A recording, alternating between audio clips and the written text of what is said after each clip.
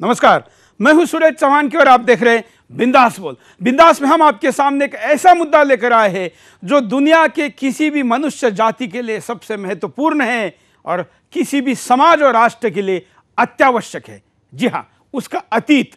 अगर वो अतीत खराब है तो उस देश को उससे भी सीख लेके आगे चलना चाहिए, क्योंकि वो दोबारा वो चीजें नहीं सीख सकता जो अतीत ने उसको सिखाई है। और अगर उसका अतीत गौरवशाली है तो उसने और गौरवशाली बनाने के लिए शौर्य करना चाहिए। हिंदुस्तान का अतीत तो इतना गौरवशाली, शौर्यशाली, पराक्रमी था कि जिसको लेकर अगर हम आज कल्पना करें तो हम आगे जाने के लिए बहुत कुछ बड़ा प्लान कर सकते हैं और बहुत कुछ दूर जा सकते हैं। लेकिन इसी इतिहास के साथ सबसे ज्यादा खिलवाड़ हुआ और हिंदुस्तान के पराक्रम को लिखने का काम यहां पर आए विदेशी आक्रमणकारियों के हाथ लगा।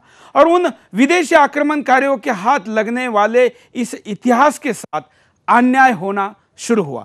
आखिर सच भी है कि कोई भी विदेशी आक्रमणकारी किसी देश में जाए, राज करे और वहां के गुलाम के शौर्य को दिखाए। ऐसे कैसे हो सकता है? वो तो उस गुलाम के गुणों को दिखाने के बजाय वो दुर्गुनी कैसा है, वो नाकामयाब कैसा है, इसको ही दिखाएगा ना। और इसलिए भारत के, हिंदुस्तान के इस इतिहास के साथ बहुत बड़ा खिलवाड़ लगातार होता रहा। इस खिलवाड़ को अगर बदलना है तो भारत के इतिहास का पुनर्लेखन जरूरी है। और भारत के इतिहास का पुनर्लेखन करने का काम आजाद हिंदुस्तान में नहीं होगा तो कहाँ होगा।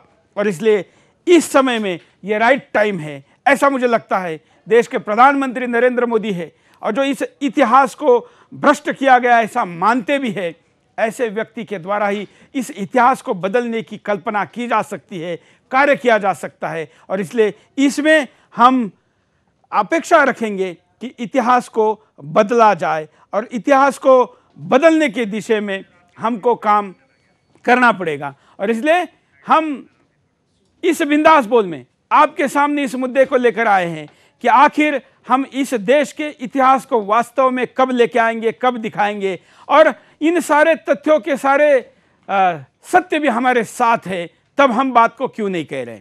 देश के वास्तु से लेके, देश के लड़ाइयों से लेके, देश के भवनों से लेके, देश की घटनाओं तक, यहाँ तक कि व्यक्तियों तक भी इतिहास को झूठा लिखा गया है। और जो सफेद दिन में, सफेद प्रकाश में, खुले आंखों में जो चीजें दिख सकती है, ऐसे चीजों को भी जब झुटलाया जाता है तब तो सत्य और ज्यादा बड़ी आवाज में चिल्लाकर कहता है कि हमारे साथ अन्याय हुआ है। और यही बात इतिहास का, भारत का पुरुष पुकार कर कह रहा है कि मेरे साथ अन्याय हुआ है। और सुदर्शन इस आवाज को उठाते हुए लोगों के सामने लेकर आया है। और हमारा कहना है कि हिंदुस्तान के इतिहास का दोबारा लेखन होना चाहिए। हमारे साथ दो विशेष मेहमान भी जुड़े गए हैं। हमारे साथ दो पत्रकार और इतिहास विषय पर विशेष ध्यान देने वाले विशेष अतिथि है शिवाजी सरकार जी, आपका स्वागत है। साथ में राकेश आर्या जी, दोनों का स्वागत करते हैं। और हम चर्चा को आगे बढ़ाएंगे। स्क्रीन पर चल रहे नंबरों पर आप कॉल करके अपनी बातचीत को, अपनी प्रतिक्रिया को हम तक पहुंचा सकते हैं। आप अपनी प्रतिक्रिया वीडियो कॉल के द्वारा भी हम तक पहुंचा सकते हैं और आप अपनी प्रतिक्रिया सोशल मीडिया के द्वारा भी हमारे तक पहुंचा सकते हैं। हम चलते हैं शिवाजी सरकार जी के पास। शिवाजी सरकार जी, आपको क्या लगता है इतिहास का पुनर्लेखन इस विषय पर? देखिए, इतिहास का पुनर्लेखन की आवश्यकता अवश्य है। विशेषकर एक चीज़ अगर हम देखें, हम कई बार कहते हैं विदेशियों ने हमारे इतिहास को बिगाड़ा है, काफ़ी हद तक ये सही है। पर अगर हम देखें, जो अंग्रेज इतिहासकार आए या पुरातत्ववेद आए, चाहे जेम्स प्रिंसेप हो, अलेक्जेंडर कनिंघम हो, रॉबर्ट मॉर्टिमर हो, और इस तरह के कई परंपरा से जुड़े हुए जो लोग आए, उन्होंने भारतीय इतिहास को उसी तरह से बनाने की कोशिश की जैसे कि ह्यूएन की यात्रा कैसे कैसे की, इस तरह से उन्होंने कनिंघम ने पूरे उत्तर भारत की यात्रा की। जेम्स प्रिंसेप ने गौतम बुद्ध का जो ऐतिहासिक था उसको प्रमाणित किया। ये एक सिलसिला चला। और दूसरी चीज़ जो है, खास करके अगर हम देखें आज़ादी के बाद जो है, आज़ादी के पहले के इतिहास में खास करके आर्यों कहाँ से आए या भारत से गए, इसके ऊपर जो है कई विवाद किए गए। नहीं, अब वो बात तो साफ हो गई। अब तो दुनिया का झूठा से झूठा इतिहासकार भी उस आर्य वाली थ्योरी को अब नहीं हम पर लाद सकता। जी बिल्कुल। लेकिन हालांकि कई सालों तक, बल्कि कई दशकों तक, शतकों तक हमको उसके द्वारा हीन भावना से ग्रसित किया गया, ये भी सत्य है। और इसलिए भी मैं कहता हूं कि जब हमारे इतिहास के कुछ चीज़ों को, झूठी चीज़ों को जब हमने सत्य झूठा साबित करने में कामयाब रहे हैं, तब हमारे सत्य को सामने लाने का काम, दायित्व हमारा और बढ़ता है और संभावना और बढ़ती है। राकेश आर्य जी, आपकी प्रतिक्रिया। देखिए, सबसे पहले तो मैं आपका इस बात के लिए हार्दिक अभिनंदन करता हूं कि आपने इतना अच्छा विषय आज देश के लिए आज की युवा पीढ़ी के लिए उठाया है। जहां तक इतिहास के पुनर्लेखन की बात है, आदि शंकराचार्य के समय में आबू में एक बैठक हुई और उस बैठक में ये निर्णय लिया गया कि जैनी बौद्ध कल्चर से देश को बचाने के लिए और हिंदुत्व को मजबूत करने के लिए कुछ नए वंशों को देश का अधिकार दिया जाए जो शासन करें इस देश पर। वो अधिकार दिया गया और 4 नए वंशों को शासन देने के अधिकार के साथ वहाँ से शुरुआत होती है आपकी आज़ादी की लड़ाई की। सन 800 के करीब की ये घटना है और ये घटना इतिहास से इस तरीके से मिटा दी गई, जो कहा जाता है कि अग्नि कुल से यहाँ पर राजपूतों की और दूसरे वंशों की उत्पत्ति हुई है, वो सारी की सारी इतिहास से मिटा दी गई। इसके पीछे एक षड्यंत्र रहा कि हिंदुओं में कभी भी राजनीतिक रूप से जागृति नहीं रही, इतिहास के प्रति इनके भीतर कोई जागृति के लक्षण नहीं दिखाई देते। यहाँ पर जो दूसरे विदेशी लोग आए, उन्होंने ये कहा कि इतिहास के प्रति तो इन लोगों की कोई रुचि ही नहीं है, ये कहानी किससे सुनाने लगते हैं। तो ये वहाँ से ही विकृति इसमें घुसी है। और 712 से लेकर के और देखते हैं कि 712 में मोहम्मद बिन कासिम यहाँ पर आता है, तो हमको ये दिखाया जाता है और पढ़ाया जाता है और समझाया जाता है ये प्रचलित इतिहास के माध्यम से कि जैसे हम पहले दिन से ही गुलाम हो गए 712 से ही, जबकि 1000 तक यहाँ पर गुजरों का शासन रहा है और प्रतिहार वंशी शासकों ने यहाँ पर इस तरीके से शासन किया है कि यहाँ पर विदेशी किसी भी हमलावर की हिम्मत इस देश की सीमाओं को छेड़ने की नहीं हुई। जब गजनी यहाँ पर आता है तो गजनी का प्रतिकार भी करने के लिए 1026-27 में जब जाकर के सोमनाथ के मंदिर को उस आदमी ने तोड़ा है, तो वहाँ पर भी जाकर के 50,000 लोगों ने एक दिन में बलिदान दिया है। उन बलिदानियों का इतिहास भी आज की तारीख में हमारी युवा पीढ़ी को सीखने समझने के लिए दिया जाना चाहिए। इसलिए ये तो बहुत ही आवश्यक है कि इतिहास का पुनर्लेखन हो और इस तरीके से पुनर्लेखन होना चाहिए कि एक एक दिन का स्मारक खड़ा होना चाहिए इस देश में, किस जाति ने किस समय कहां पर क्या किया। इतना विराट इतिहास जिस देश का रहा, उसके साथ खिलवाड़ देखिए। जो बात अभी राकेश जी बोल रहे थे कि 1200 साल मुगलों का और ब्रिटिशों का शासन हिंदुस्तान में नहीं रहा, यह बिल्कुल सत्य है। बल्कि मैं ये कहूंगा कि पूरे हिंदुस्तान पर ना ब्रिटिशों का ना मुगलों का कभी भी शासन रहा। खास करके हम मुगलों की बात करें तो पूरे हिंदुस्तान पर उनका राज था, ऐसी बात जो फैलाई जा रही है। और खास करके कुछ ऐसे राजनेताओं के द्वारा भी नाटिका बनाकर, फिल्में बनाकर उसको इंडोर्स किया जा रहा है, जिसमें ऐसे कई विषय है, जिसमें खास करके एक अभी नई नाटिका आई है जिसमें कहा जाता है कि सन्स ऑफ बाबर, हम अपने आप को भारत का मुसलमान बाबर के सन के तौर पर, बच्चों के तौर पर, वंशज के तौर पर प्रस्तुत करेगा। ये जो नाटक खेला गया है वो निश्चित तौर पर अच्छा नहीं है। सलमान खुर्शीद ने इस नाटक को लिखा है और उसको दुनिया भर में सन्स ऑफ बाबर के नाम से फैलाते हैं, जबकि सत्य यह है कि भारत के जितने हिस्से पर मुसलमानों ने जो भी समय पर राज किया, उससे ज्यादा बड़ा राज्य विजयनगर का राज्य था, जिस पर कभी भी मुगल अपना साम्राज्य स्थापित नहीं कर पाए। लेकिन इस सत्य को इतिहास से मिटाया गया और यह कहा गया कि पूरे हिंदुस्तान पर मुगलों का राज था। इस झूठ को लोगों के सामने लाना चाहिए और वो तभी लाया जा सकता है जब इतिहास का पुनर्लेखन हो। कॉलर हमारे साथ कई बड़ी मात्रा पर जुड़े हैं, आप भी फोन कर सकते हैं, अपनी बात को रख सकते हैं। आपके फोन के लिए स्क्रीन पर नंबर चल रहे हैं, उन नंबरों पर आप कॉल करें। स्काइप के द्वारा स्काइप आईडी भी चल रहा है और सोशल मीडिया की प्रतिक्रिया भी हम आपकी लेते रहेंगे। पहले कॉलर के पास चलते हैं। जय हिंद। हेलो, जय हिंद। मैं पश्चिम बंगाल से कोलकाता से बोल रहा हूँ। बोलिए।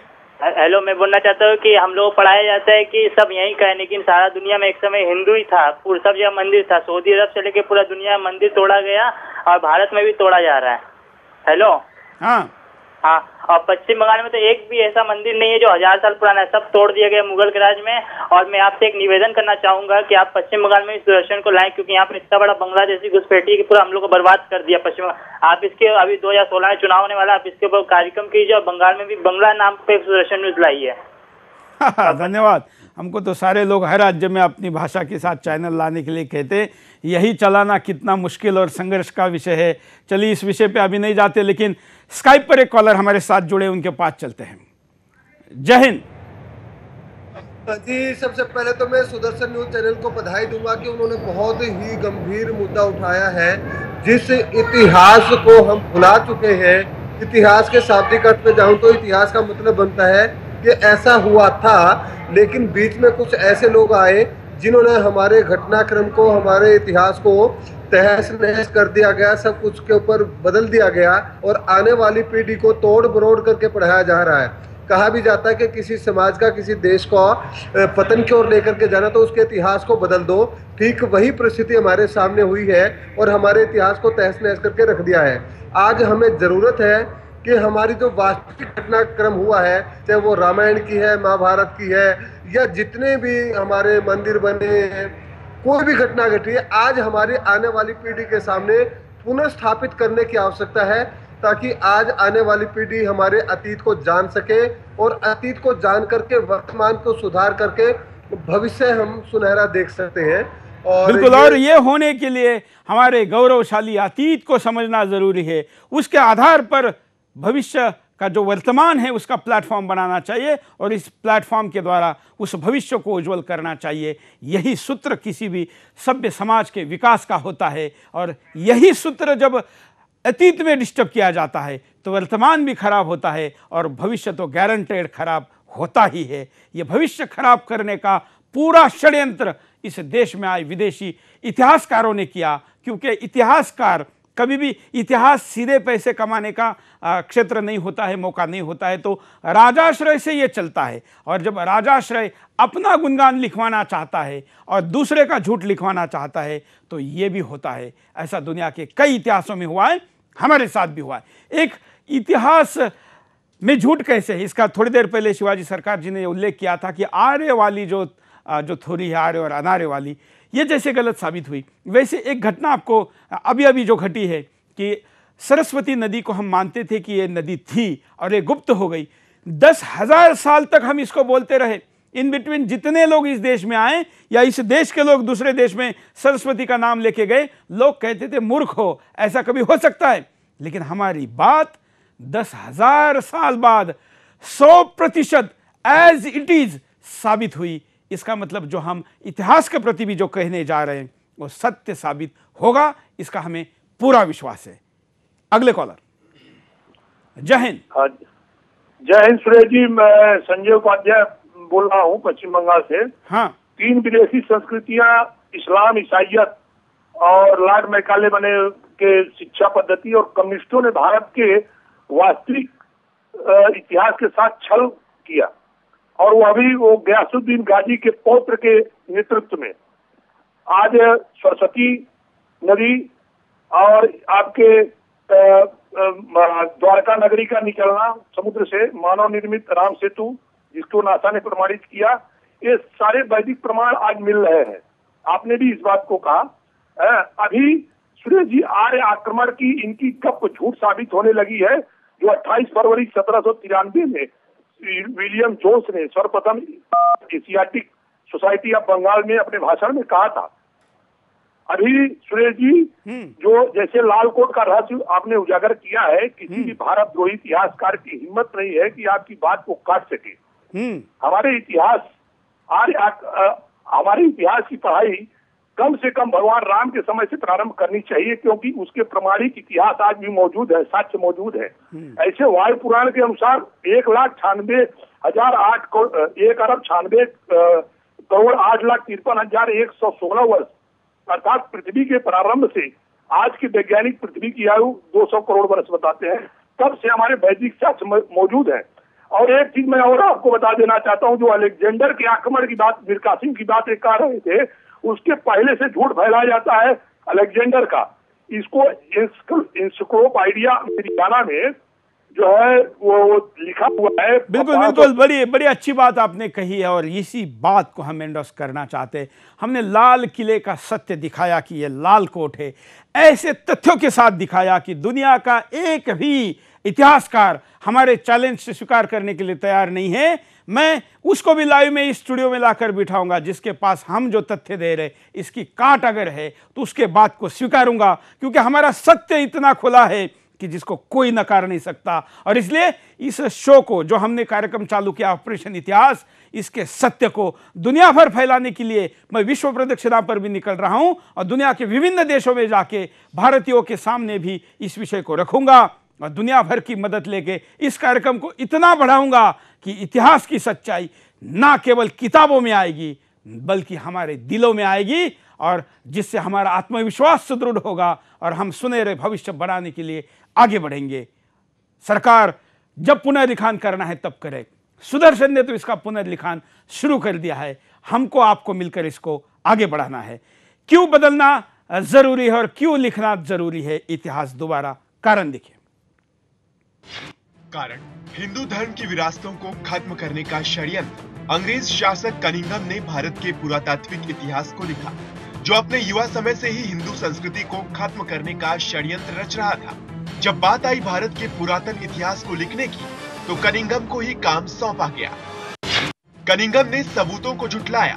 कनिंघम जब पुरातात्विक इतिहास लिखने बैठा तब उसने हिंदू संस्कृति और राजाओं से मिले सबूतों पर ध्यान नहीं दिया। कनिंघम किसी तरह से हिंदू धर्म को सदियों पुरानी विरासत नहीं बताना चाहता था। धर्मों की विरासत की लड़ाई में इतिहास का गलत लेखन। हिंदू धर्म का इतिहास ईसाई धर्म और इस्लाम से काफी पुराना है। बस यही बात कनिंघम को नागवार गुजरी। वो किसी भी तरह से हिंदू धर्म के साक्ष्यों को खत्म करना चाहता था।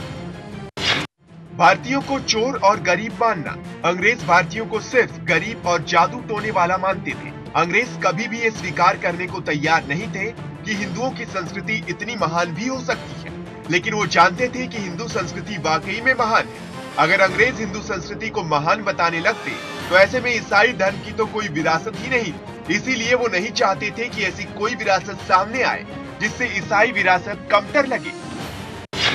भारतीय राजदूत राजाओं और उनके शौर्य से डरे अंग्रेजों को पता था कि भारतीय राजपूत राजाओं के शौर्य की कहानी अगर दुनिया के सामने आ गई तो इससे यूरोप की तमाम शौर्य गाथाएं फीकी पड़ जाएंगी। रानी लक्ष्मीबाई की छोटी सी लड़ाई को आज भी अंग्रेज घातक युद्ध लिखते हैं, जहां अंग्रेजों को काफी नाको चने चबाने पड़े थे। ऐसे तमाम तथ्य हैं जिन तथ्यों पर अगर हम बात करें तो दुनिया के तथाकथित हीरो जिनको बनाया है पश्चिम ने, वो सारे हीरो ढेर हो जाएंगे। ये भी डर ऐसे इतिहासकारों के सामने था जो अपने यहाँ के वंश को सर्वश्रेष्ठ वंश के तौर पर ऊपर उठाना चाहते थे। कॉलर के पास चलते हैं। जय हिंद।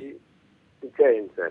बोलिए सर। मेरा नाम त्रिपुरारी प्रसाद सिंह है और ये जो आप प्रोग्राम चला रहे हैं बहुत अच्छा प्रोग्राम है सर। ये इतिहास बिल्कुल पुनर्लिखना चाहिए, क्योंकि ये जो इतिहास अंग्रेजों और कम्युनिस्टों ने लिखा है सर और कांग्रेस ने, तो एटलीस्ट इनको चेंज करें। ये आवाज आप जन जन तक पहुंचाएं। और हम चाहते हैं कि जो भी हिंदू राजा थे, चाहे वो विजयगढ़ का थे चाहे हमारे राजस्थान के थे, उनको बिल्कुल हाईलाइटेड करना चाहिए।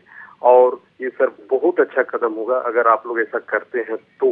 इसके लिए आप सरकार पर भी दबाव बनाइए और मीडिया में भी सर प्रचार कीजिए सर। मीडिया तो क्या प्रचार करेगा, क्यों करेगा, ये तो और सवाल है, उस पर नहीं जाते, लेकिन हम करेंगे और ज़रूर करेंगे। और न केवल दिखाने के लिए नहीं करेंगे बल्कि इसके लिए अपनी जान की बाजी तक लगाएंगे, क्योंकि जब भी किसी ने इतिहास पुनर्लेखन का प्रयास किया तब उसके ऊपर उसका ही इतिहास बदलने का प्रयास या उसको ही इतिहास बनाने का प्रयास भी हुआ। क्योंकि ऐसे सत्य को कोई बाहर लाने नहीं देना चाहता जो हिंदुस्तान के स्वाभिमान को जागृत करता है। क्योंकि 125 करोड़ लोग अगर स्वाभिमान से जाग जाए तो क्या नहीं कर सकते दुनिया में, ऐसा कोई भी कार्य नहीं है। अगले कॉलर। जय हिंद। बोलिए क्या कहना है आपको। शायद कॉलर से संपर्क टूट गया। मैं राकेश जी के पास चलूंगा। राकेश जी, जिस प्रकार से पुनर्लेखन की मांग लोगों को भी लग रहा है कि करनी चाहिए। हालांकि ये मुद्दा किसी के पास अभी ना था, ना कोई इस पर बोल रहा था, और इसीलिए जिन मुद्दों पर कोई नहीं बोल रहा है, हम प्राथमिकता के उन मुद्दों को ले रहे हैं, क्योंकि उसके प्रति देश में बोलने का, मांग करने की भावना जागृत हो और लोग कुछ कदम आगे बढ़ाए। इसलिए पहला कदम हमने डालकर इसको आगे शुरू किया है। क्या होना चाहिए, कैसे होना चाहिए, क्यों होना चाहिए, तो हम समझ गए, लेकिन नहीं होता है तो उसका परिणाम क्या होगा, आपको क्या लगता है? देखिए, हमारे देश के पास में बहुत सारी ऐसी विरासतें हैं, अपना ऐसा काफ़ी समृद्ध साहित्य है जिसके माध्यम से हम अपने इतिहास का पुनर्लेखन बड़े आराम से कर सकते हैं। इतिहास के बारे में एक बहुत बड़ा झूठ जो इस देश में हमारी आंखों देखते देखते चल गया कि महात्मा गांधी इस देश के राष्ट्रपिता थे। राष्ट्रपिता होने के बारे में जब उनकी सच्चाई जानने का प्रयास किया गया तो सरकार ने कहा कि इनको कभी भी किसी भी व्यक्ति के द्वारा राष्ट्रपिता होने का कोई सबूत नहीं दिया गया, कोई प्रमाण पत्र नहीं दिया गया। लेकिन आज का इतिहासकार जब भी हम देखते हैं तभी उसको राष्ट्रपिता के नाम से पुकारता है। यही बात ये जो कारण बना, इसके पीछे कारण था पंडित नेहरू का इस देश का पहला प्रधानमंत्री बन जाना। पंडित नेहरू इस देश के पहले प्रधानमंत्री बने और सबसे बड़ा दुर्भाग्य इस देश का ये रहा कि इस देश का शिक्षा मंत्री मौलाना अबुल कलाम आज़ाद को बना दिया गया, जिस व्यक्ति को अपने आप ही पहले से ही पूर्वाग्रहग्रस्त होकर के इस देश की मान्यताओं से, इस देश की संस्कृति से, इस देश के धर्म से, इस देश के इतिहास से घृणा थी, और जो उन मानवीय मूल्यों को और उन मानवीय मान्यताओं को किसी भी कीमत पर इस देश के लिए स्थापित होने नहीं देना चाहता था, वो इस देश का शिक्षा मंत्री बन गया। इस देश का शिक्षा मंत्री मौलाना अबुल कलाम आज़ाद के बनते ही जो कभी करोड़ों साल पहले ये वैशाली किसी राजा विशाल ने बसाई थी, और ये पृथ्वी जिसकी राजा प्रथ ने कभी पैमाइश करा करके इसका समतलीकरण कराया था, जो हमारे देश के पुराणों में, दूसरे साहित्य में, इतिहास में ये सारे के सारे चिन्ह, सारे के सारे प्रमाण हमारे पास में उपलब्ध हैं, वो सारी की सारी सच्चाइयाँ इस तरीके से दबा दी गई और ये दिखाया गया कि सारा का सारा विश्व केवल और केवल 5000 साल के इतिहास के भीतर छुपा पड़ा है। तो जब पूछा जाता है कि इन 5000 सालों से पहले कौन था, उससे पहले कौन था, उससे पहले कौन था, तो निकल करके आपका वैदिक धर्म आता है और वैदिक संस्कृति निकल करके आती है, हिंदू धर्म निकल करके आता है। तो उसको मारने की, उसको ख़त्म करने के ये सारे के सारे षड्यंत्र यहाँ पर रचे गए। उन षड्यंत्रों का भंडाफोड़ करने के लिए हम अपने इतिहास को खंगालें और अपनी सच्चाइयों को निकालने के लिए जो हमारे पास में इतना समृद्ध साहित्य पड़ा है, उसका पुनर्लेखन के इतिहास की आवश्यकता नहीं है, बल्कि उसकी समीक्षा मात्र कर ली जाए, उसके अंदर के गंध को निकाल लिया जाए और उसको रख दिया जाए, इतिहास पुनर्लेखित हो जाएगा। बिल्कुल। शिवाजी सरकार जी, क्या परिणाम होंगे अगर यही इतिहास आगे पढ़ाया गया तो? नहीं, ये इतिहास को ये खास करके स्वतंत्रता के बाद और स्वतंत्रता से कुछ समय पहले से विकृत करने का एक प्रयास काफ़ी दिखने को मिला। और उसमें एक चीज़ हमें ये देखने को मिला, जो खास करके जो मार्क्सवादी रहे हैं, उन्होंने जो इतिहास को विकृत करने का प्रयास किया, उन्होंने एक चीज़ और दिखाने की कोशिश की कि राजाओं ने कुछ नहीं किया, लोगों ने किया, और पीपल्स हिस्ट्री के नाम से किया। और पीपल्स हिस्ट्री के उन्होंने जिस तरह से रिसर्च को कहा, वो रिसर्च बहुत प्रामाणिक नहीं रहा। उनमें जो कई ऐसे व्यक्ति रहे हैं जो कि पुरातत्व से जिनका कोई संबंध नहीं रहा, उन्होंने अपने आप को आर्कियोलॉजिस्ट कह के आगे बढ़ाया, और इस तरह से जो सारे इतिहास को उन्होंने एक दूसरा रूप देने की कोशिश की। और उनका जो मार्क्सवादियों का एक बड़ा खास करके एक जो उनके प्रयास ये रहा कि भारत के इतिहास को विकृत करके कैसे दिखाया जाए, और ये दिखाया जाए कि भारत में कुछ नहीं हुआ, और भारत की जो भी सभ्यता और भारत में जो कुछ भी हुआ वो पश्चिम से आए हुए इंडस्ट्रियल रेवोल्यूशन की वजह से हुआ। तो यहाँ ये एक बड़ी भारी विकृति मार्क्सवादियों ने किया। उसके साथ साथ उन्होंने सिर्फ यही नहीं किया, उन्होंने जितने भी आर्कियोलॉजिकल साइट्स हैं उसमें जिस तरह से जो डेडिकेटेड आर्कियोलॉजिस्ट जिन्होंने जिस तरह से काम किए, उनके कामों को उन्होंने झुटलाने की कोशिश की। बिल्कुल। हमारे साथ जाने माने इतिहास तज्ञ राजेंद्र सिंह जी जुड़ गए। आपका स्वागत है बिंदास में। हाँ जी, नमस्ते जी। नमस्ते। हाँ, जय हिंद। हम आज बात कर रहे हैं कि इतिहास का पुनर्लेखन क्यों जरूरी है, इस विषय पर बातचीत हो रही है। आप जैसे जिन्होंने इतना बड़ा विद्वत्ता के साथ भारत के इतिहास को, जो बात हम कह रहे हैं, ये कई साल पहले से शुरू की, उस बात को अभी वास्तव में लाने का समय आया है, उसको कैसे लाना चाहिए, ये आप बताएं। देखिए, जहाँ तक तो भारत के इतिहास की प्राचीनता का प्रश्न है, इसमें कोई संदेह नहीं है कि भारत का इतिहास लाखों वर्ष प्राचीन है। लेकिन जिस समय अंग्रेज यहाँ पर आए तो विलियम जोन्स के समय से एक विकृति उत्पन्न हुई और यह पैदा कर दी गई। वो थी चंद्रगुप्त मौर्य को मैगस्थनीज द्वारा जो पुस्तक लिखी गई थी, हाँ। उसको सैंडोकोटस से मिलाना और पालीबोथरा नामक नगरी को, जो उसमें मैगस्थनीज ने अपनी पुस्तक में लिखा था, हाँ। उसको पाटलिपुत्र बताना। तो सबसे पहले विकृति तो वहां उत्पन्न हो गई। हमारे यहाँ चंद्रगुप्त मौर्य पौराणिक कालगणना के अनुसार 1500 ईसा पूर्व के लगभग बनते हैं, जबकि विलियम जोन्स इत्यादि लोगों ने उसके बाद और भी जो बहुत सारे विद्वान हुए, उन्होंने उसको सिकंदर के साथ मिलाकर ईसा पूर्व 325 वर्ष ईसा पूर्व बना दिया गया। मतलब कई हजार साल का फ्रॉड किया। 1200 साल के लगभग का फ्रॉड हो गया कालगणना में। और इसी प्रकार और बहुत सारी हैं, जैसे हमारे यहाँ पुराणों में बड़ा स्पष्ट है और ज्योतिषाचार्यों ने भी बड़ा स्पष्ट कहा है कि, और अल्बेरूनी नाम का जो एक विद्वान आया था यहाँ पर, तो उसने भी इस बात को कहा है कि 241 तक जो गुप्त लोग थे वो राज्य करके समाप्त हो चुके थे। हाँ। लेकिन उसको जॉन फेथफुल फ्लीट ने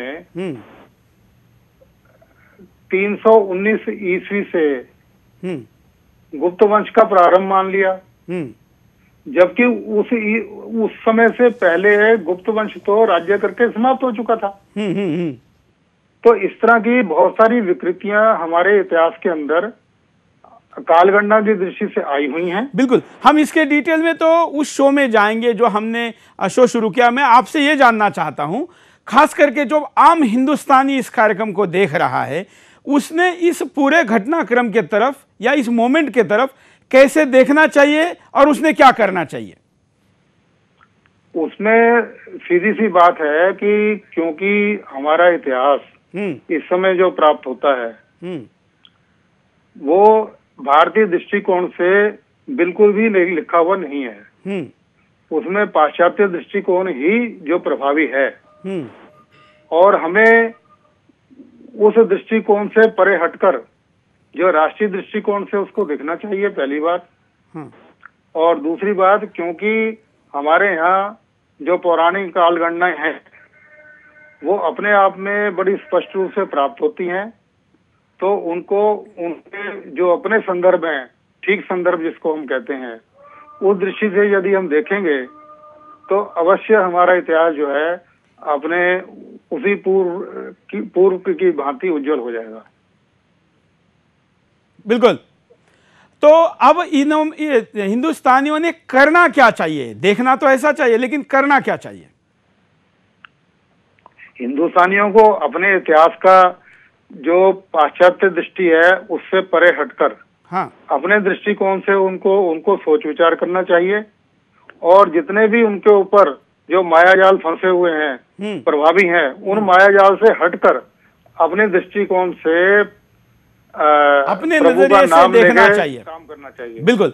हम आपके इस इतिहास संशोधन के विषय का निश्चित तौर पर राष्ट्रीय हित में उपयोग करेंगे। धन्यवाद, आपने समय निकाला। हम यहाँ पर रुकते एक छोटे से ब्रेक के लिए। ब्रेक के बाद फिर आएंगे बिंदास बोलचाल।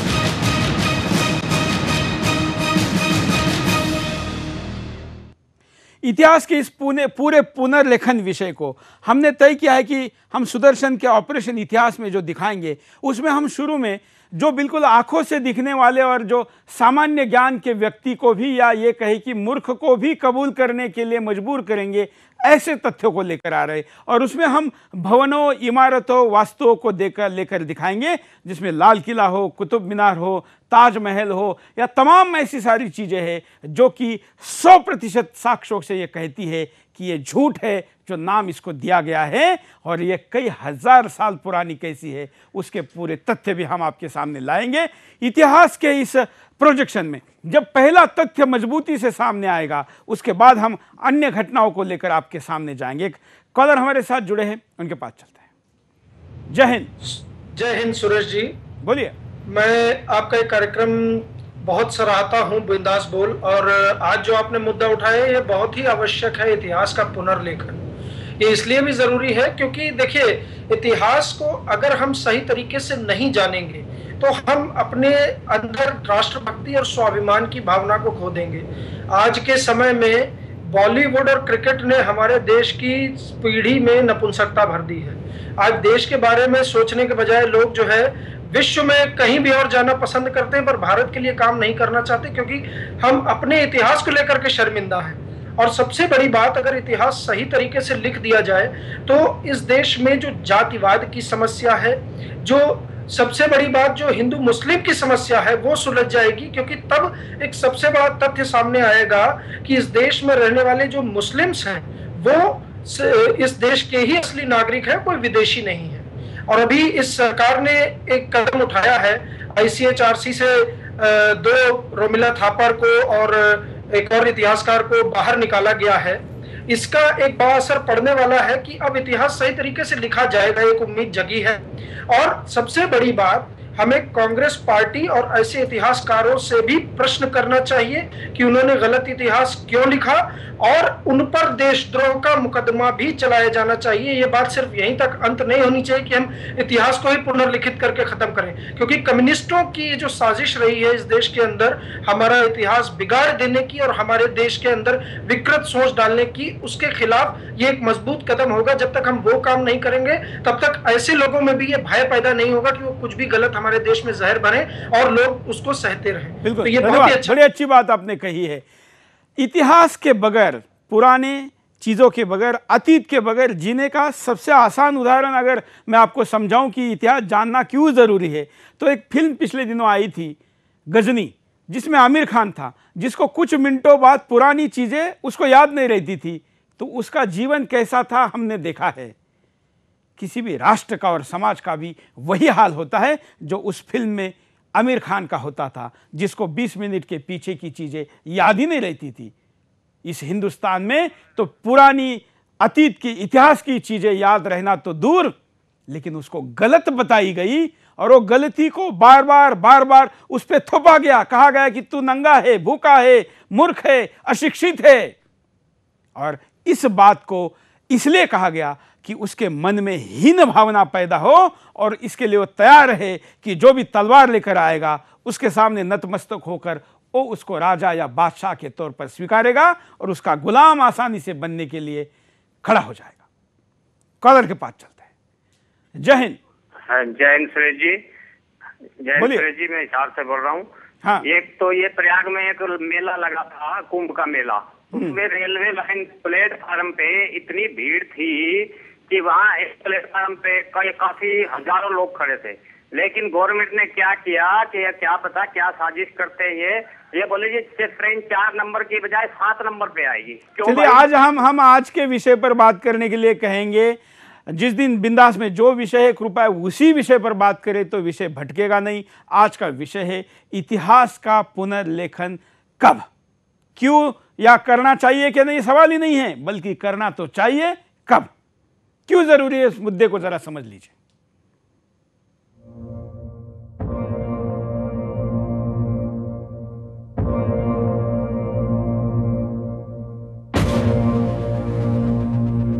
हम जो इतिहास पढ़ रहे हैं, क्या वो भारत का वास्तविक इतिहास है?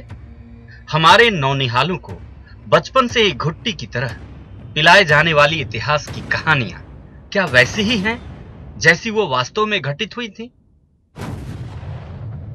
हमारा इतिहास जो आज हमें जिस रूप में पढ़ने को मिलता है वो कितना सच है? ऐसे अनेक प्रश्न हैं जो इतिहास के तमाम अवशेषों को खंगालने के बावजूद आज भी अतीत के तहखाने में दफन है। कारण यह है कि आज जिस इतिहास को हम पढ़ते हैं उसे लिखने वाले लोग कभी हमारे शासक थे, हम उनके गुलाम थे। जिन अंग्रेजों और विदेशी आक्रांताओं ने वर्षों तक हमें गुलाम बनाए रखा, हमारी सभ्यता और संस्कृति को नष्ट करने की कोशिश की, हमारे स्वाभिमान को कुचलने की कोशिश की, उन्होंने ही जब हमारे सुनहरे अतीत की कहानी लिखने का ढोंग किया तो यह समझा जा सकता है कि हमारे इतिहास को कितनी तटस्थता से लिखा गया होगा। There are two aspects. The first is that the entire Indian history was written by the British, and in 1947 Nehru, for different reasons, chose to transpose into independent India whatever the British had done, education-wise, history-wise, legally-wise. So the entire British system, which suited the British but didn't suit independent India, was adopted by Nehru and survives till today. विदेशी मुस्लिम आक्रमणकारियों के लगभग 1000 वर्ष और अंग्रेजों के लगभग 200 वर्ष, कुल मिलाकर 1200 वर्षों के विदेशी शासन में भारत का न सिर्फ भूगोल बदला बल्कि इसका इतिहास भी एक सुनियोजित साजिश के तहत बदल डाला गया। भारत के स्वर्णिम अतीत के चमकते पन्नों को स्याह करने के षड्यंत्र की असली कहानी 1861 से शुरू होती है।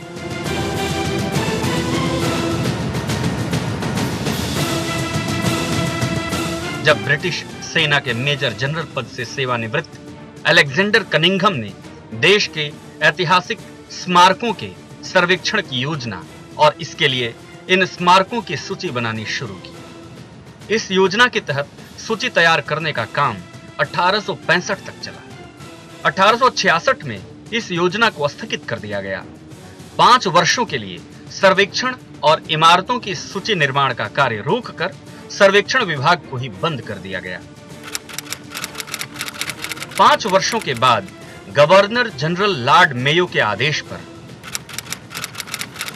2 फरवरी 1871 को अलेक्जेंडर कनिंघम को भारतीय पुरातात्विक सर्वेक्षण का महानिदेशक बना दिया गया और उसे ऐतिहासिक स्मारकों का सर्वेक्षण कर भारत के ऐतिहासिक विरासतों की असलियत सामने लाने की जिम्मेदारी दी गई।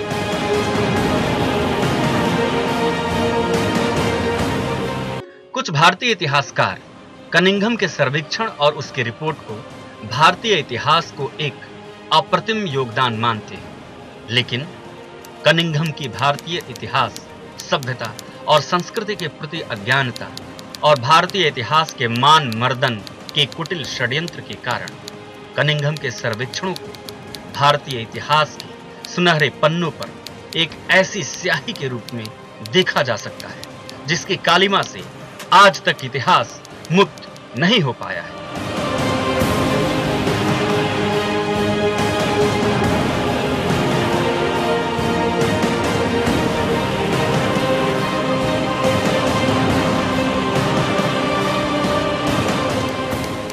कनिंघम ने 1 अक्टूबर 1885 तक भारतीय पुरातात्विक सर्वेक्षण के महानिदेशक के पद पर कार्य किया और इस अवधि में पुरातत्वीय सर्वेक्षण के 23 खंड प्रकाशित हुए, जिनमें 13 स्वयं कनिंघम के द्वारा लिखे गए। इस प्रयास को सराहनीय कहा जा सकता था अगर सर्वेक्षण में शामिल इमारतों और स्मारकों का असली इतिहास लोगों के सामने आता।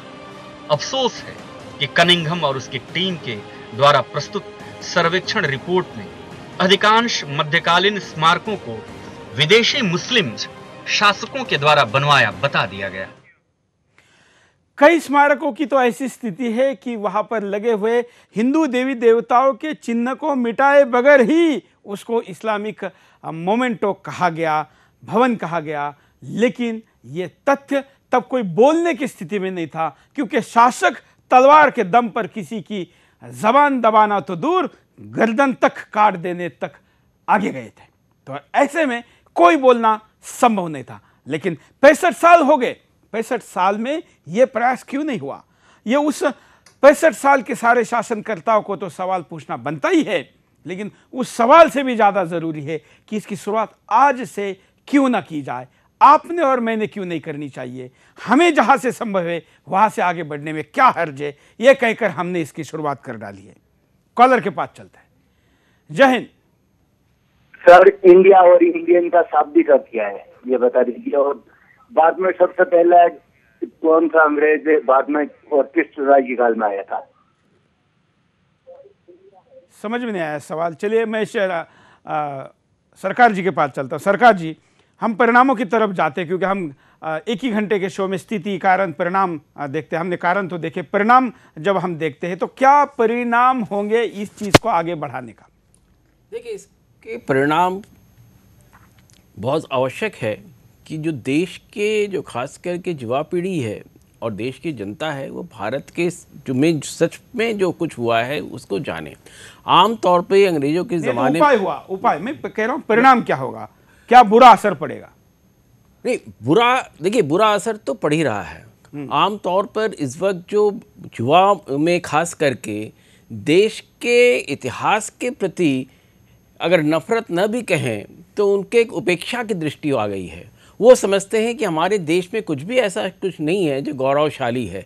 उनको ये भी लगता है, जो खास करके अंग्रेज़ों के द्वारा प्रचारित किया गया, कि हमें इतिहास लिखना नहीं आता है। जबकि अगर आप देखें, अगर वेदों को आप पढ़ें, रामायण को पढ़ें और महाभारत को जिस तरह से लिखा गया, महाभारत में जो मार्क्सवादी कहते हैं पीपल्स हिस्ट्री, आम जनजीवन में जो कुछ हो रहा था उसका पूरा वर्णन है। प्रत्येक घटना का ऐतिहासिक वर्णन इस प्रकार से दिया गया है जो शायद ही कभी विश्व के और महाकाव्य से भी दिया गया है। लेकिन उसको मैं एक छोटी सी चीज में कहना चाहूंगा, मुझे लगता है कि हमें जो उपाय की हम बात कर रहे हैं और जो परिणाम की बात कर रहे हैं, दोनों कहीं ना कहीं मिले होते हैं। बिल्कुल। परिणाम जरा देखते हैं जो आपने हम तक भेजे हैं। परिणाम, हिंदू राजाओं की शौर्य गाथाएं सामने नहीं आ पाएंगी। महाराणा प्रताप से लेकर रानी लक्ष्मीबाई तक की गाथाएं नाम मात्र को ही हमारे शिक्षण संस्थानों में पढ़ाए जाते हैं। इसकी वजह साफ है कि ना तो किसी ने इन्हें बदलने की कोशिश की और ना ही कोई बदल पाया, क्योंकि किसी ने इस ओर ध्यान नहीं दिया। पुरातन धरोहरें गुलाम बनी रहेंगी। ये तो साफ है कि जितनी भी पुरातन धरोहरें हैं, चाहे वो लाल किला हो या फिर कुतुब मीनार, सभी को मुगल आक्रमणकारियों ने हिंदू राजाओं से छीना था। इसके बाद तोड़फोड़ करके सभी हिंदू प्रतीकों को खत्म करने की कोशिश की गई, लेकिन वो अभी तक भी टूटे फूटे प्रतीकों को खत्म नहीं कर पाए। हिंदू संस्कृति विश्व के सामने नहीं आ पाएगी। षड्यंत्रकारियों ने यही तो कोशिश की है कि अब तक वो किसी भी तरह से हिंदू विरासत को विश्व के सामने नहीं आने देना चाहते थे। इसीलिए ही हिंदू प्रतीकों को खत्म करके ये षड्यंत्र रच रहे थे। विद्यालयों में गलत इतिहास पढ़ाया जाता रहेगा। आज तमाम प्रोफेसर और अध्यापक भी स्कूलों में गलत इतिहास पढ़ा रहे हैं। ऐसे में छात्रों की मजबूरी हो जाती है गलत इतिहास पढ़ने की। हाँ, मैं आर्या जी के पास चलता हूँ। आर्या जी, जब हम स्कूलों की बात करते हैं, खास करके स्कूलों की जब इतिहास पढ़ाने की बात करते हैं, तो वहाँ से ही जो हिंदुस्तान की पीढ़ी शुरू होती है उसी को ही झूठ परोसा जाता है। और दुर्भाग्य की बात तो तब ज़्यादा होती है जब उसको भी अब कुछ मात्रा में सोशल मीडिया के कारण या सुदर्शन जैसे प्रयासों के कारण कुछ सत्य पता चलने लगा है। उसके बावजूद वो गलत जवाब लिखने के लिए बाध्य है, क्योंकि उसका जवाब उसको मार्क्स देता है। तो अपने पेपर में मार्कशीट्स में मार्क बढ़ाने के लिए उस झूठ को पता होते हुए भी वो लिखता है। जैसे जो हवाई जहाज की खोज है, मैं उस सतयुग की और पुरातन की बात नहीं कर रहा हूँ, मैं कह रहा हूँ कि जब ब्रिटिशर्स भारत में थे उस समय की भी अगर हम बात करें तब भी ये ध्यान में आता है कि हवाई जहाज की खोज भारत में हुई थी। और इसका पूरा वैज्ञानिक प्रमाण है, तथ्यों के साथ प्रमाण है। यहाँ तक कि ब्रिटिशों ने और विदेशी न्यूज एजेंसी ने की हुई रिपोर्ट की फोटो भी है। इसके बावजूद आज अगर बच्चे के छोटी से छोटी कक्षा से लेकर IAS और कंपटीशन एग्जाम में बैठने वाले लोगों को सवाल पूछा जाता है कि हवाई जहाज का खोज किसने की थी, तो लोग उसका नाम विदेशी राइट ब्रदर्स का लेते हैं, जबकि वो जानने लगे हैं कि इसका वास्तव नाम क्या है। ये चीज़ें कैसे रुकेगी? ये वास्तव में बहुत ही चिंतनीय और चिंता का विषय है। सच्चाई ये है कि जो हमारे प्रोफेसर्स हैं या टीचर्स हैं, उनके पास भी इतिहास की वो सच्चाई भरी जानकारी नहीं है जिसकी उनसे अपेक्षा की जाती है। थोड़ा सा मैं प्रकाश डालना चाहूँगा। आप देखें, आर्यावर्त का इतिहास शाहिद चौधरी जी ने आर्यावर्त का पूरा नक्शा जब खींचा है तो भूमध्य सागर से लेकर के और चीन तक का सारा क्षेत्र दिखाया है। और यही हूबहू नक्शा आपको मनु महाराज ने दिखाया है।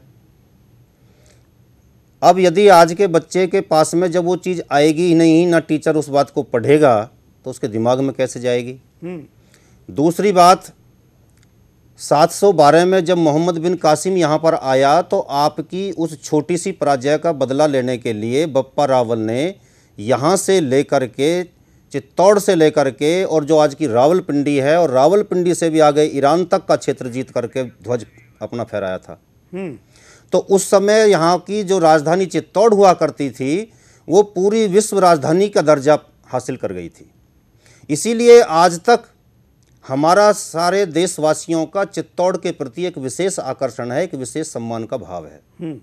जब ये चीज़ कहीं पर आएगी ही नहीं कि कभी बप्पा रावल का शासन ईरान से लेकर के और आपके चीन के भी बहुत बड़े क्षेत्र तक रहा करता था, या आपकी जो आज की आसाम है वहाँ के राजाओं की 10,000 पीढ़ियों ने महाचीन और चीन के बहुत बड़े क्षेत्र पर शासन किया था, यानी 25,000 वर्ष शासन, जिनके लिए स्पष्ट प्रमाण आ रहे हों, और जब ये सारे के सारे छुपाए जा रहे हों, अलग निकाले जा रहे हों, तो उन बच्चों की तो मजबूरी हो जाएगी कि जो टीचर उनको बता रहा है उसी के आधार पर वो अपने नंबर लें। अब आप एक बात थोड़ी देर पहले कह रहे थे, बहुत अच्छी मुझे वो लगी, कि बहुत से ऐसे ऐतिहासिक भवन हैं जिन पर हमारे हिंदू देवी देवताओं के चित्र आज भी दिखाई देते हैं। मैं अपने परिवार के साथ आपकी कुतुब मीनार को देखने के लिए गया था। वहाँ पर हम देख कर के आश्चर्यचकित रह गए कि दीवारों पर आज भी जो पिलर्स हैं, उन पिलर्स में आज भी हनुमान जी की तस्वीर इस तरीके से लगी हुई है। पिलर्स पर लेकर के जब वो आ रहे हैं, पहाड़ को उठा करके दिखाया जाता है, वो चित्र आज भी बना हुआ है पिलर्स के ऊपर। लेकिन उसको कुतुल ने बनाया है, लेकिन उसको दिखाया जाता है कि कुतुब बिल्कुल हमारे ऑपरेशन इतिहास में ऐसे विषयों को भी हम लेकर आ रहे हैं, वो वेधशाला है। बिल्कुल, और ऐसे सारे तथ्य हम लोगों के सामने लेकर आ रहे हैं। आधा मिनट में लेना चाहता हूं। अवध का भी इतिहास हमारा इसी तरीके का रहा। कभी मनु महाराज जो दुनिया का सबसे पहला राजा बना, और राजा बनने के बाद में सबसे पहला संविधानविद, संविधान निर्माता भी बना, उस महापुरुष ने अपनी राजधानी अवध को बनाया। उस अवध का इतिहास इतना पुराना, 1,97 करोड़ साल की बात कहने वाली कोई विश्व सभ्यता है तो वो हिंदू सभ्यता है। वहाँ तक जाने से रोकने के लिए पूरा प्रबंध हमको किया गया है। बिल्कुल, और वो बच्चा जो है वो चीज़ नहीं लिख सकता, क्योंकि उसके प्रोफेसर को या तो पता नहीं है या जान करके वो उसको जवाब नहीं देना। बिल्कुल, और इसके लिए सबसे आसान तरीका निकाला गया कि आपको मार्क्स चाहिए तो इस सिलेबस को फॉलो करिए। उस सिलेबस को फॉलो करे ना है तो उस सिलेबस में आपका तथ्य सत्य नहीं है, हिंदुस्तान नहीं है। अगर कुछ है तो वो ऐतिहासिक षड्यंत्र है, और इस षड्यंत्र से बाहर निकलना होगा। हमने जैसे आपके सामने भवनों की बात रखना तय किया, वैसे हमने इस देश के कुछ महापुरुषों को भी आपके सामने रखना इस ऑपरेशन इतिहास से तय किया है। कुछ ऐतिहासिक महापुरुष जिनके ऊपर अन्याय हुआ, और कुछ ऐसे भी दुष्ट आतंकवादी या आतताई जिनको महिमा मंडित किया गया, उनमें से कुछ हम आपके सामने स्क्रीन पर दिखा रहे हैं, जिनको हम आने वाले ऑपरेशन इतिहास में दिखाते रहेंगे। आपके सामने ये कुछ उसमें से चित्र। शिवाजी महाराज ने 1674 में पश्चिमी भारत में मराठा साम्राज्य की नींव रखी। उन्होंने कई वर्षों तक औरंगजेब जैसे क्रूर शासक को धूल चटाया, मुगल साम्राज्य से संघर्ष किया। साथ ही अफजल खान, जिसने औरतों और बच्चों के साथ अत्याचार किए, उसे केवल बाजुओं के दम पर मार दिया। महाराणा प्रताप ने अपना संपूर्ण जीवन मातृभूमि की रक्षा के लिए न्यौछावर कर दिया और अनेकों बार अकबर को युद्ध में धूल चटाई। साथ ही अपनी प्रजा की रक्षा के लिए जीवन पर्यंत संघर्ष करते रहे। पृथ्वीराज चौहान, वीर योद्धा पृथ्वीराज चौहान ने अपनी प्रजा की रक्षा के लिए विदेशी आक्रमणकारियों से कई बार युद्ध किया। राजपूतों को संगठित करके मोहम्मद शहाबुद्दीन गौरी की सेना के छक्के छुड़ा दिए और गौरी की हार हो गई। रानी लक्ष्मीबाई मराठा शासित झांसी राज्य की रानी और 1857 के प्रथम भारतीय स्वतंत्रता संग्राम की वीरांगना थी। उन्होंने मात्र 23 वर्ष की आयु में ब्रिटिश साम्राज्य की सेना से संग्राम किया और रण क्षेत्र में वीर गति प्राप्त हुई, किंतु जीते जी अंग्रेजों को अपनी झांसी पर कब्जा नहीं करने दिया। महारानी अहिल्याबाई इतिहास प्रसिद्ध सूबेदार मल्हार राव होलकर के पुत्र खड़गेराव की पत्नी थी। अहिल्याबाई ने अपने राज्य की सीमाओं के बाहर भारत भर के प्रसिद्ध तीर्थों और स्थानों में मंदिर बनवाए, घाट बनवाए और कुओं और बावड़ियों का भी निर्माण कराया और अपनी प्रजाजन की रक्षा और भलाई के लिए संपूर्ण जीवन कार्य करती रही। राणा सांगा का पूरा नाम महाराणा संग्राम सिंह था। राणा सांगा ने विदेशी आक्रमणकारियों के विरुद्ध सभी राजपूतों को एकजुट किया। ये तो बड़ी लंबी चौड़ी लिस्ट है, क्योंकि इतने लंबे इतिहास में कितने महापुरुष हुए होंगे, लेकिन हम उन महापुरुषों के वास्तव को आपके सामने लेकर आएंगे और उन दुष्टों को भी लाएंगे जिनको आज महिमा मंडित कर कर दिल्ली के शासन के क्षेत्र में जो रस्ते हैं, लुटियन जोन जिसको कहा जाता है, उसको उनके नाम दिए गए हैं। और हिंदुस्तान में इनके क्रूरता के उदाहरण होने के बावजूद इनके नाम से बड़े बड़े शहरों के भी नाम भी रखे गए हैं। ये सत्य हिंदुस्तान के सामने हम इस व्यक्ति के द्वारा भी लाएंगे। इसके साथ हम घटनाएं और लड़ाइयों को भी लेकर आएंगे कि ऐसी कौन सी लड़ाई आ रही जो दुनिया के इतिहास में विदेश से आए हुए लोगों को भी प्रेरणा देती है।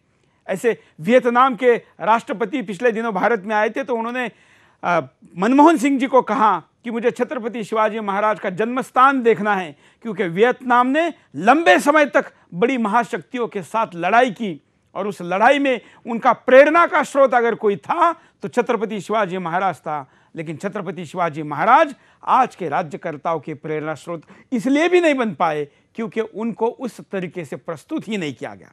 उनके बेटे संभाजी महाराज हो, जिनके साथ ऐतिहासिक अन्याय किया गया, उसको भी हम लेंगे और तमाम ऐसे तथ्यों को आपके सामने इस कार्यक्रम में लाएंगे। उसके बाद फिर अन्य घटनाएं लाएंगे। सारी चीज़ें और पढ़ते मैं आपके सामने इसलिए भी नहीं खोलना चाहता कि आपको ऑपरेशन इतिहास के बारे में वो उत्कंठता जागरूक रहे जो आपके लिए भी ज़रूरी है। मैं दोनों अतिथियों के पास एक एक बार जाऊंगा और इस कार्यक्रम के अंतिमतः आप हिंदुस्तान को क्या, किस दृष्टिकोण से इसके तरफ देखना चाहिए, ऐसा बताए। सरकार जी, देखिए, हमें इतिहास का पुनर्निर्माण करने की आवश्यकता है और उसके लिए एक व्यापक शोध करने की आवश्यकता है। और जो मिथ्स पिछले 200 सालों में या उससे अधिक समय से क्रिएट किया गया है, उसको समाप्त करने की आवश्यकता है। और इसके लिए ये जो शोध होगा काफ़ी व्यापक होना चाहिए, जिसमें कि रामायण, महाभारत, वेद और उसके साथ साथ देश में बहुत से ऐसी जगह हैं। आपने सिर्फ दिल्ली के कुव्वतुल इस्लाम मस्जिद का वर्णन किया। आप यहाँ से पिरान कलियर चले जाइए, वहाँ जाके आपको आज भी साक्षात पता चल जाएगा उसका एक मंदिर के तोड़ के बनाया गया। बंगाल में तमाम जगह चले जाइए, बंगाल में आज हिंदू मंदिरों के अवशेष नहीं है, जैसा कि अभी एक कॉलर भी कह रहे थे। वहाँ पर मैं कई जगह ऐसे गया हूँ जो कि अब मुस्लिम पीरों के या किसी तरह के मस्जिद बना दिए गए हैं। वहाँ जाके आपको साफ दिखता है कि विष्णु की प्रतिमाओं को तोड़कर उस पर अरबी फारसी में उस पर इंस्क्रिप्शंस लिखे गए हैं और वहाँ पर एक दूसरे तरह का एक कल्चर पैदा किया गया और यह बताया गया कि मुस्लिमों का बनाया हुआ है। जिस तरह से पूरे देश में जो इतिहास के साथ एक खिलवाड़ किया गया है, उसको एक व्यापक रूप से और बहुत विस्तृत रूप से हमें उस पूरी इन चीज़ों को पूरी तरह से दोबारा बनाने की आवश्यकता है। पर एक चीज़ उसमें हमें एक ख्याल रखना पड़ेगा कि वर्तमान इतिहास में बहुत सारे तथ्य ऐसे भी हैं जो सही हैं, उसको भी हमें उसमें समावेश करना पड़ेगा। तो इस प्रकार से हमें पूरे एक बैलेंस्ड वे में भारत के जो असली तस्वीर है उसको सबके सामने लाने का प्रयास करने की आवश्यकता। बिल्कुल, और हम करेंगे। और जो आपने बोलते बोलते एक जिक्र किया, पीर वाला जो जिक्र किया, इसके ऊपर भी बहुत लंबी कहानी है, उसको भी हम आने वाले दिनों में ऑपरेशन इतिहास में लाएंगे। बहुत से जिनको सूफी संतों के तौर पर प्रोजेक्ट करके या कुछ पीरों के तौर पर प्रोजेक्ट करके कुछ लोगों को महान आत्मा और संत बताया जाता है, उन्होंने सबसे ज़्यादा लोगों का कत्ल किया, अत्याचार किए, बलात्कार किए। ऐसे अपने धर्म के लिए जिन्होंने लड़ाई लड़ी उनको प्रस्तुत किया जाता है। ऐसे उदाहरण ऐतिहासिक तथ्यों के साथ हमारे पास है, Conversion उसको भी उन्होंने काफी हम किया। आपके सामने लाएंगे, जिनका कन्वर्जन में बहुत बड़ा रोल था। आर्या जी, आप क्या कहेंगे? मेरा कहना इस पर केवल इतना है, संक्षेप में मैं अपनी बात को रखूँगा। हमारे देश के भीतर युवा वर्ग में अपने इतिहास को लेकर के जो नीरसता का भाव पैदा हुआ है, या इतिहास को केवल मरे हुए लोगों की एक पोथी मात्र मान लिया गया है, उस बात को निकाल करके इतिहास के प्रति, इतिहास के पुनर्लेखन के प्रति देश के युवा वर्ग में एक उत्साह का भाव संचारित करने की आवश्यकता है। और उसके लिए यदि युवा शक्ति हमारे साथ होगी, हमारे साथ लगेगी, आगे बढ़ेगी, तो निश्चित रूप से भारत का इतिहास लेखन होगा, पुनर्लेखन होगा और गौरवपूर्ण इतिहास लेखन होगा। बिल्कुल। उपाय देख लेते हैं जो आपने अब तक भेजे हैं। उपाय बड़े स्तर पर पूरे देश में मीडिया के माध्यम से भारत के गौरवपूर्ण इतिहास को सही तरीके से जनता के सामने लाना, जिससे आज की युवा पीढ़ी को इतिहास की सही जानकारी मिले और वो भ्रमित ना हो। स्कूल और कॉलेज में भारतीय इतिहास की सच्चाई को सही तरीके से छात्र छात्राओं को पढ़ाया जाना चाहिए और अध्यापकों को भी पूर्ण शोध करके ही छात्रों को शिक्षित करना चाहिए। भारत की पुरातन धरोहरों को संरक्षित करना चाहिए, जिससे हमारी प्राचीन इमारतें और विश्व प्रसिद्ध ऐतिहासिक स्थलों का विकास हो और पर्यटन को भी बढ़ावा मिले। उससे जुड़ी जानकारी को जन जन तक पहुंचाना चाहिए। सरकारी स्तर पर इतिहास के जानकारों की टीम गठित करनी चाहिए, जिससे भारत के इतिहास पर फिर से शोध किया जा सके, जिससे सही जानकारी और सही तथ्यों के साथ देश के सामने इतिहास को प्रस्तुत किया जाए। जिन पुस्तकों में गलत इतिहास अंकित है, उन सभी किताबों की मान्यता को रद्द कर देना चाहिए, पाठ्यक्रम से हटा देना चाहिए, जिससे इतने सालों तक जो गलत इतिहास का प्रचार होता रहा, उस पर रोक लगे। कार्यक्रम के आखिर में मैं यही कहूंगा कि किसी राष्ट्र को निर्माण करना मतलब केवल ऊंची इमारतें और चौड़ी लंबी सड़कें नहीं होता। उस राष्ट्र के अतीत को समझाए रखना, यह भी उस राष्ट्र का निर्माण होता है, बल्कि ये उसका बीज होता है। और इसलिए जिसका बीज अच्छा है, उसका वृक्ष भी अच्छा आएगा। और हिंदुस्तान का ये वृक्ष ज़्यादा फले फले, इसके लिए उसके बीज के और उसके मूलों की तरफ जाने का भी ध्यान हमको रखना पड़ेगा, खास कर उस पर वार जब हो रहे तब। आज के कार्यक्रम में यही रुकते। मैं दोनों अतिथियों का भी आभारी हूं कि आपने समय निकाला और यहाँ तक आए। इस कार्यक्रम में हम आपके सामने लगातार और भी ऐसे कई विषय लेकर आएंगे, जिन विषयों को लाना हिंदुस्तान के लिए ज़रूरी है, और उसमें से किसी भी विषय को हम किसी भी कीमत पर, किसी भी दबाव पर नहीं छोड़ेंगे, ऐसा वचन देते हुए आज यहीं पर रुकते हैं। जय हिंद।